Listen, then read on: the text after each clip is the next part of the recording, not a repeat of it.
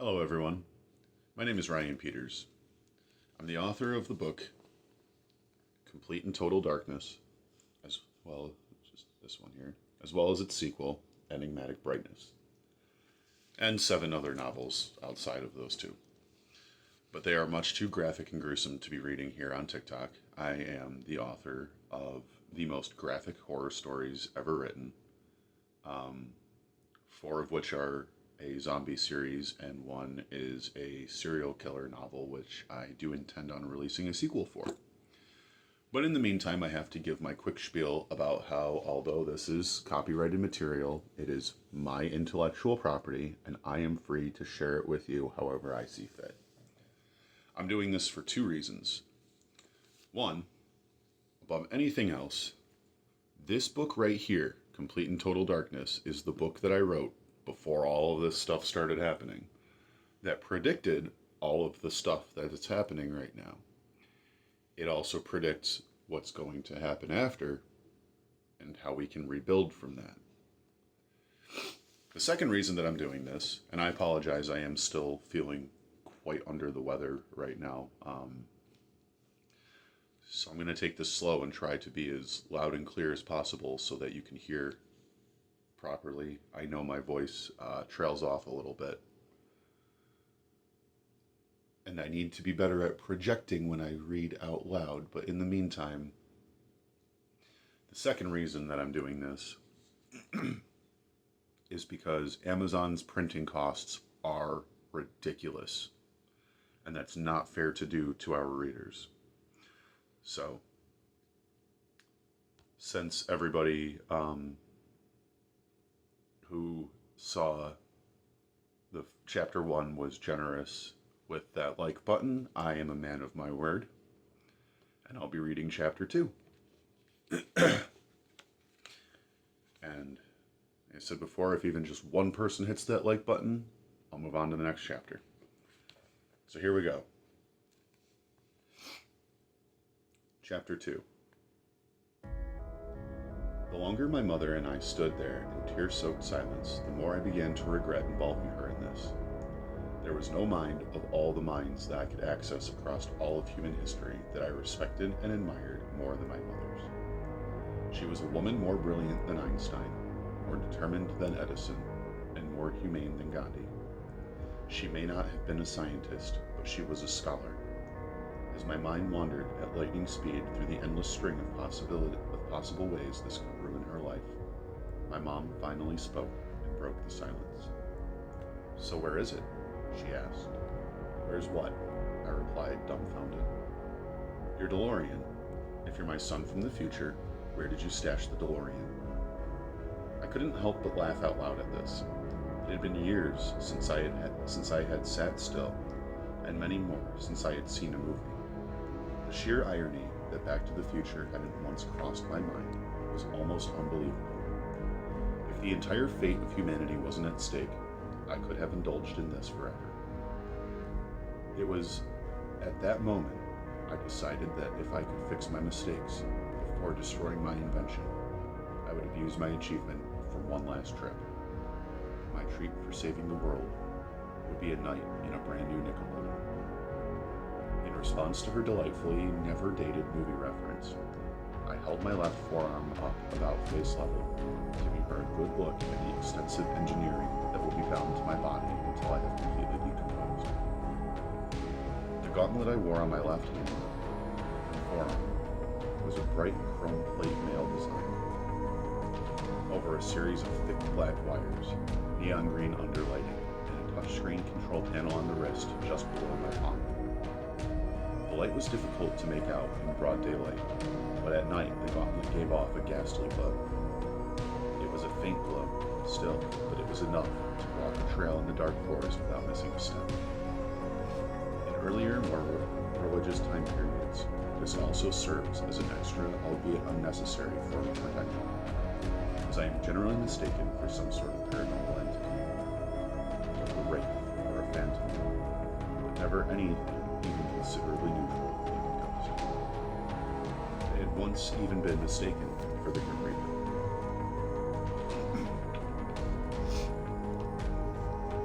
The The irony that I had been at the beginning of my campaign to save lives. When I designed the gauntlet, making it look so eerie was merely a side effect of my personality merging with my craft. As a metalhead who delights in medieval fantasy, creepy and spooky are generally appealing characteristics wherever my time and energy are expended. In any case, it didn't dissuade my mother from her natural desire to learn more. She looked it over for several minutes before thoughtfully inquiring, "What exactly can this thing do?" This is a time machine I invented in the year 2024 to stop the collapse of America and undo two back-to-back presidencies. One Republican, one Democrat, both the two most wicked and sincerely evil men to ever hold a position of power in the United States of America. It is no exaggeration when I tell you that these guys are both so bad that they make Richard Nixon look like a newborn saint. These men are so corrupt and so vile that it was the very Pentagon that commissioned me and two other inventors to complete this project. We had until the 24 election. That election was the second time these monsters ran against each other.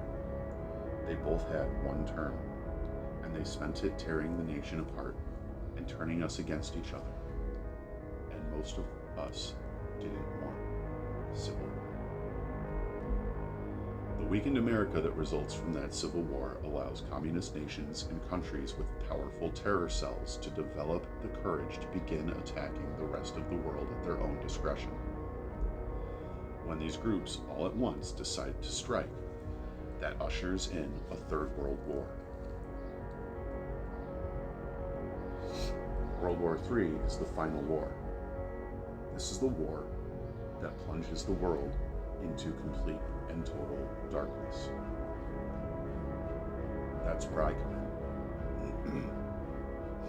So I was the first to complete a functioning prototype. I took a camera back with me to a few different timelines and collected samples of extinct life matter to prove it worked. Then, one of the other two inventors, Professor Edward Van Pelt, committed suicide. He was determined he alone was the only man smart enough to achieve this impossible dream of traveling through time. I, on the other hand, made the opposite mistake.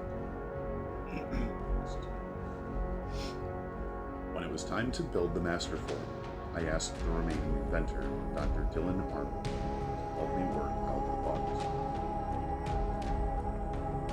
I thought we were friends. As it turns out, he is the very fugitive I've come to apprehend, as he stole the completed master form and has been running all over history, essentially trying to rule the world. I don't know exactly how he directly impacts events. He seems as if he's already finished with whatever he's doing by the time I've come face to face with him. Although I do need Ron's help, that part was true. But I'm here to fix something. I know he's behind. It's going to happen in 2 days. In the long run, is what starts the chain of events that leads to the America I'm trying to save 23 years from now. Jennifer was speechless.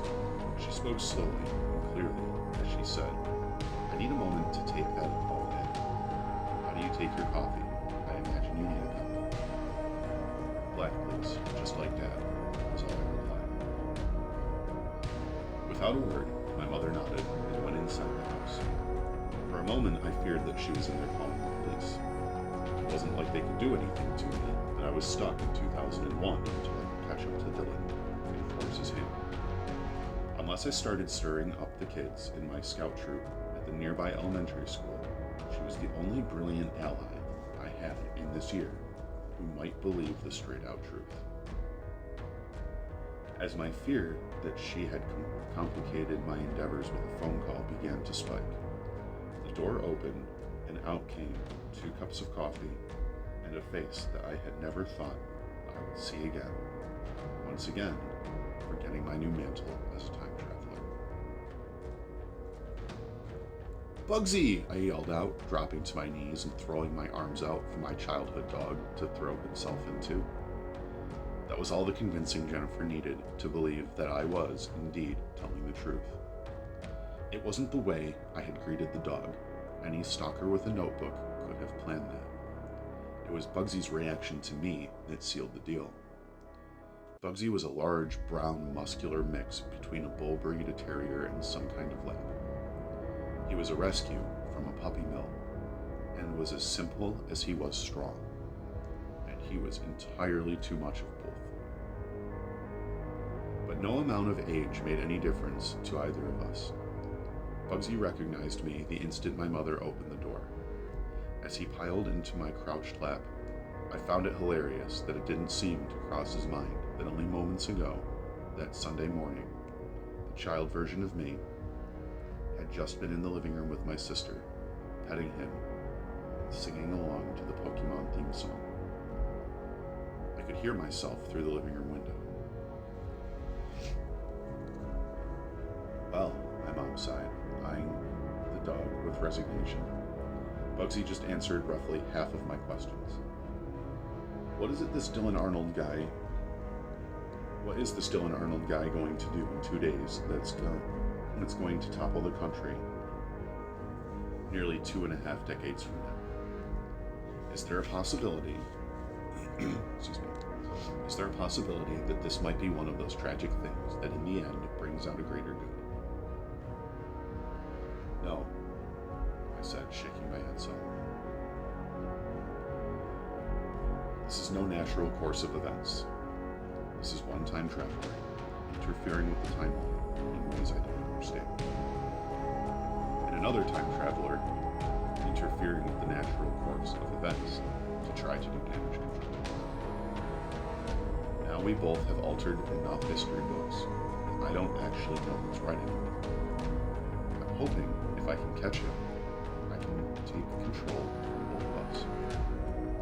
We'll both lose our mark on history, but I wouldn't so much mind that. It would be worth everything I achieved, time travel and beyond, to get a chance to raise your grandchildren. I finished that last statement with a win. This was the first positive thing I had to say about my future, and it was the one thing a mother hopes she gets from her son above anything else. I blessed her with grandchildren. There was a genuine light in her eyes, so before I continued, I let her revel in that news of it. So now, I have to find him. I know he's hiding out in this area because it's my hometown. It's also in extremely close proximity to the historical event he's pushing into motion. He's doing it to taunt me, but like I've said, I have 2 days, and there's a lot of ground to cover. I need to trick Ron into helping me find a railway station called Middletown Station. Tomorrow is the anniversary of its closing in 1953, which was the clue I got as to where he was hiding. He changed the timeline enough to move its location without altering its history. I know everything about it, except where it is. Since it won't be reopened for another 12 years, Ron is my best shot. Okay, hold on. This is going to nag at me if I don't ask. Why do you keep calling your father by his name? For the same reason you leave him as soon as we're old enough to understand. I can't explain to you what your sacrifice means to me.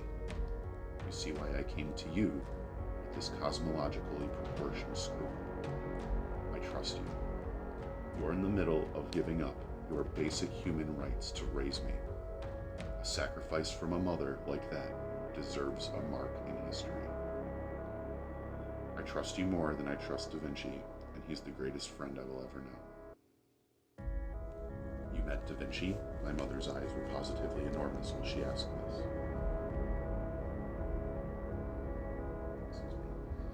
He's my best friend. He's actually the one who helped me get here to you. Remember how I said the master form had all of its bugs worked out? My prototype isn't nearly as affluent upon the currents of time. Its defensive measures, like the force field and remote, close-range teleport module, work indefinitely. These features were implemented to basically turn even the most useless egghead into a battlefield survivalist without much, if any, possibility of them being captured by an enemy force, no matter what timeline they're in. We were determined that the prototype was meant to be destroyed. The master form was supposed to be the only one. Defense Secretary Austin Lawrence was supposed to be its only bearer. And he had an absolute suicide plan that would permanently deactivate and destroy the master form once he had completed his mission. He was an American hero in every capacity, and we were all betrayed by Dr. Arnold. America was only moments away from being saved. The ironic part is that the event I'm trying to stop is part of my childhood, which means Dr. Arnold already succeeded once. I have no proof, but from what I've seen, I believe he and I have been stuck in a paradox, and he's done this enough times to know too much before I do. Alright, so it sounds like you've already tried to stop him before too. At least, if he did this once, but isn't the ruler of the world already. I suppose that would depend on the outcome of the 24 election. Why don't you start back at the beginning and tell me everything from the moment you finished the master form. That way, you can catch me up in order of how events played out for you, and I can understand the trail Dr. Arnold was on a little better. Who knows? For a non-traveler, maybe something unnatural would stand out a little more. If we find ourselves in a history debate, you know you're onto something. Now that I had her confidence in me, my mother was positively enthusiastic to get every detail of what brought me through hundreds of years of history, just to land in my childhood, to save one of planet Earth's youngest countries. Alright, I said, sipping my coffee, and leaning in like I was about to tell a ghost story to children who weren't old enough to hear it. From the moment Dr. Arnold and I finished the Master Form Gauntlet, as Austin was expected any minute, and I was getting back up from an unfriendly greeting by my colleague's taser, this is what happened. End of chapter 2. So I thank everybody who's been purchasing my books since they've been published. My work, all 9 of my books are selling around the globe. I'd be happy to put a list of all of my titles up there, but it's also just as easy to find by typing in Complete and Total Darkness by Ryan Peters on Amazon and scrolling down. Again, though, I am going to keep sharing this for free because that printing cost thing is a nightmare, and you guys all deserve better. So, for all of you who recognize the fact that you deserve better and took the time to listen to a free story, thank you.